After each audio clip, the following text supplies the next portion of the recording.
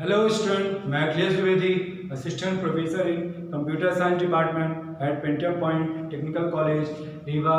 आप लोग अच्छे होंगे और आप लोग को जो भी मेरे द्वारा टॉपिक भेजा जा रहा है वह आपको समझ में आ ही गया होगा।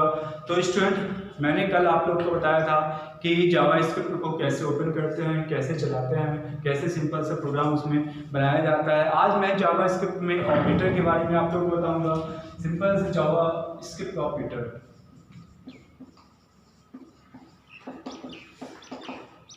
जावा स्क्रिप्ट में ऑपरेटर क्या होते हैं? सिंपल सी चीज है, पहले ऑपरेटर जानिए। ऑपरेंड पे जो ऑपरेट करता है उसी को ऑपरेटर कहते हैं। जैसे हमने दिया हुआ है a प्लस बी, तो a और b हमारे ऑपरेंड हो गए और प्लस हमारा ऑपरेटर हो गया। तो इन दोनों ऑपरेंड को जो ऑपरेट कर रहा है उसे हम ऑपरेटर कहते हैं। तो मेनली जो ऑपरेटर इस्तेमाल होते हैं जावा स्क्रिप्ट में वो 5 प्रकार के होते हैं। अरिथमेटिक ऑपरेटर,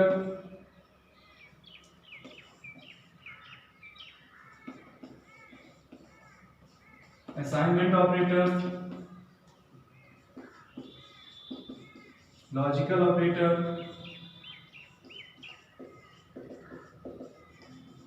कंडीशनल ऑपरेटर और फिफ्थ है कंपैरिजन ऑपरेटर। तो ऑपरेटर जावा स्क्रिप्ट में ऑपरेटर कितने प्रकार के होते हैं? 5 प्रकार के होते हैं। Arithmetic operator, assignment operator, logical operator, conditional operator और कंपैरिजन ऑपरेटर। तो पहला ऑपरेटर हमारा होता है अरिथमेटिक ऑपरेटर।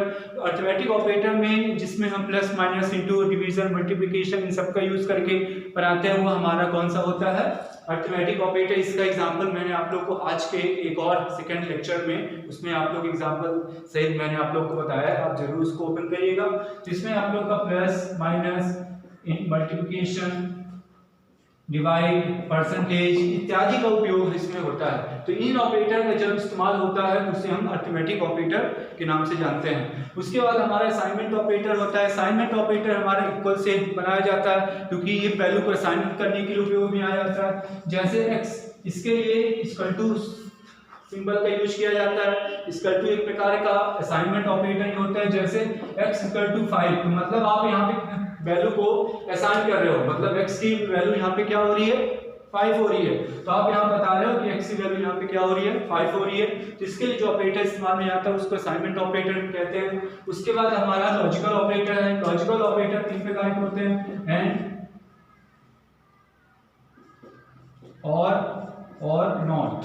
ये 3 प्रकार के होते हैं, 3 प्रकार के ऑपरेटर होते हैं। एंड में जब दो में से दोनों कंडीशन को आपको एग्जीक्यूट करना होता है तो हम एंड ऑपरेटर का यूज करते हैं। जब दो में से केवल एक कंडीशन को एग्जीक्यूट करना होता है तो हम और ऑपरेटर का इस्तेमाल करते हैं। जब दोनों में से किसी भी कंडीशन को एग्जीक्यूट नहीं करना होता है तो उसमें हम नॉट ऑपरेटर का इस्तेमाल करते हैं। उसके बाद हमारा आता है कंडीशनल स्टेटमेंट। कंडीशनल हमारा क्वेश्चन मार्क सिंबल का यूज करता है, जिसमें कंडीशन अलग अलग कंडीशन को बताने के लिए यूज किया जाता है। जैसे हमने बता दिया कि 2 कंडीशन को यदि हमको अलग अलग करना है, बताना है, तो उसके लिए हम क्वेश्चन मार्क सिंबल का यूज करते हैं। और अंतिम ऑपरेटर हमारा होता है कंपैरिजन ऑपरेटर। कंपैरिजन ऑपरेटर होता है कंपेयर करने के लिए। 2 वैल्यू को यदि हमको कंपेयर करना है तो उसके लिए हमारा कंपैरिजन ऑपरेटर होता है। इसके लिए हमारा equal, greater than, less than, greater than, equal to, less than, equal to, इन सब का सिंबल का यूज किया जाता है। नॉट इक्वल टू, ये 2 सिंबल, इन सब ऑपरेटर का यूज इसके अंतर्गत होता है। जहां पे बराबर होता है तो हम इसका यूज करते हैं, जहां पे ग्रेटर देन बताना होता है, लेस देन बताना होता है, तो इन सब ऑपरेटर का यूज हम करते हैं। तो स्टूडेंट, मैंने आप लोग को ऑपरेटर बताया कि ऑपरेटर कितने प्रकार के होते हैं। आज का सेकंड टॉपिक हमारा है स्टेटमेंट। स्टेटमेंट आप लोग को पता है कि स्टेटमेंट आप लोग के कितने प्रकार के होते हैं। स्टेटमेंट की क्या चीज होती है? यदि किसी भी प्रकार से हमको कोई भी वैल्यू को एग्जीक्यूट करना है तो उसके लिए स्टेटमेंट का यूज करते हैं। तो स्टेटमेंट कितने प्रकार के होते हैं? मेनली स्टेटमेंट आप लोग के 2 प्रकार के होते हैं। एक होता है कंडीशनल स्टेटमेंट और दूसरा होता है लूपिंग स्टेटमेंट। तो फर्स्ट हमारा है कौन सा? कंडीशनल स्टेटमेंट, जो कंडीशन के आधार पर चलता है, जिससे हम कंडीशन के आधार पर एग्जीक्यूट करते हैं, कंडीशन के आधार पर बनाते हैं, उसे हम कंडीशनल स्टेटमेंट कहते हैं। कंडीशनल स्टेटमेंट आपके 3 प्रकार के होते हैं। इफ एल्स, और थर्ड है इफ एल्स इफ। तो फर्स्ट वाला होता है जिसमें केवल एक ही कंडीशन उपयोग में आती है, उसको हम इफ बोलते हैं।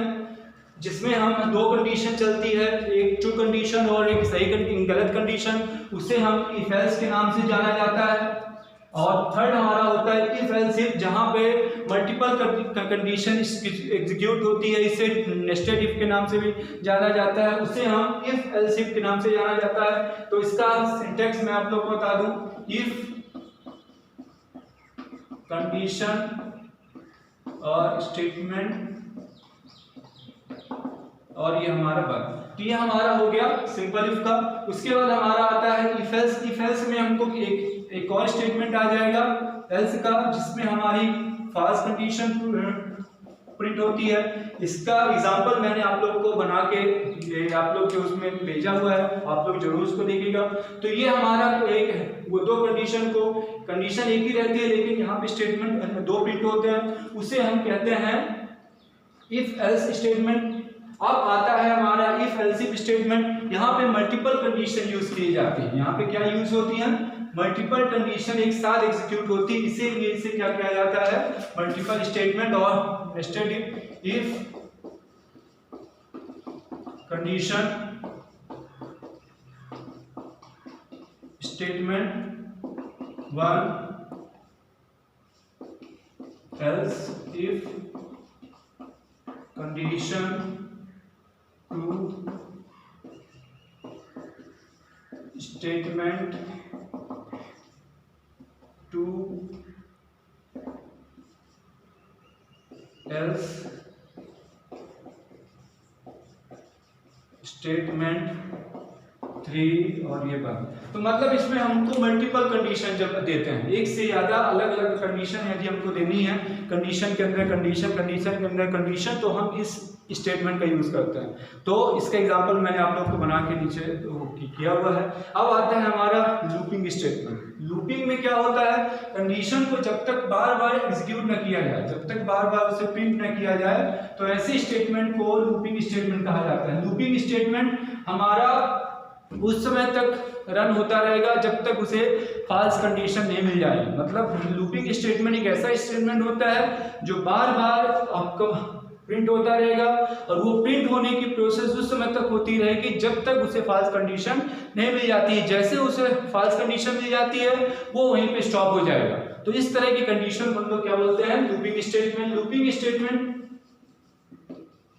दो प्रकार के होते हैं, व्हाइल और फॉर। व्हाइल एक ऐसा होता है जो व्हाइल एक प्रकार का इंट्री लूप होता है। व्हाइल को हम क्या बोलते हैं, इंट्री लूप के नाम से जानते हैं,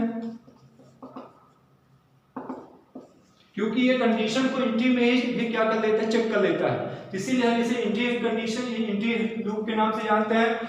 इसमें हम व्हाइल हमने लिखा was equal to 10, तो हमने प्रिंट कर दिया 1 प्लस 10, और a की वैल्यू 20 से ऊपर न जाए, तो हमने इसको लाकर यहाँ पे प्रिंट कर दिया। तो हमारा a जैसे ही प्रिंट होगा तो हमारी a की वैल्यू कहां तक जाएगी, 20 तक ऑटोमेटिक रूप से प्रिंट हो जाएगी। तो व्हाइल स्टेटमेंट हमारा क्या होता है कि हमने कंडीशन दे दी, कंडीशन के बाद हमने एक्सप्रेशन दिया, और एक्सप्रेशन को हमने ये बता दिया कि कहां तक हमको प्रिंट करना है। इस तरह की कंडीशन को हमारा व्हाइल स्टेटमेंट को प्रिंट करता है। उसके बाद हमारा एक और लूप इस्तेमाल में आता है जिससे फॉर लूप कहा जाता है। फॉर सबसे ज्यादा उपयोग में आने वाला लूप स्टेटमेंट होता है। फॉर में 3 कंडीशन होती हैं। पहला कंडीशन होती है इनिशियलाइज, दूसरा होता है टेस्ट,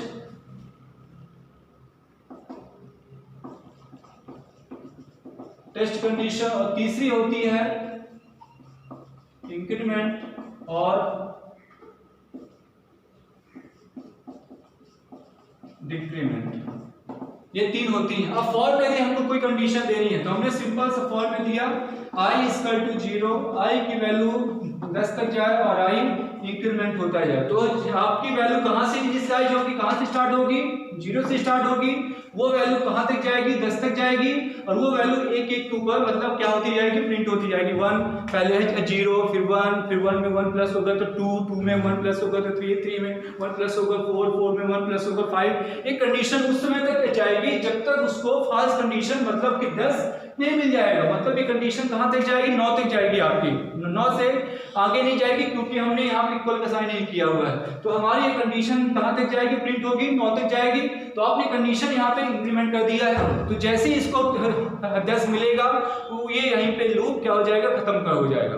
तो इस तरह के जो कंडीशन हम लोग क्या बोलते हैं, लूपिंग स्टेटमेंट बोलते हैं। तो इसका भी मैंने एक एग्जांपल आप लोग को बता दिया है, और आप लोग को मैंने आज 2 लेक्चर भेजे हैं, एक आपका प्रैक्टिकल और एक आपका थ्योरी। दोनों आप लोग को समझना है, प्रैक्टिकल करना है। जब तक आप लोग को दोनों को नहीं पढ़ोगे, जब तक आपको समझ नहीं आएगा। इसको मैंने क्लास में बताया है, प्रैक्टिकल में भी बता दिया है। तो आप लोग दोनों टॉपिक को पढ़िए, समझिए, जो भी आप लोग को दिक्कत होती है हमसे जरूर पूछिए।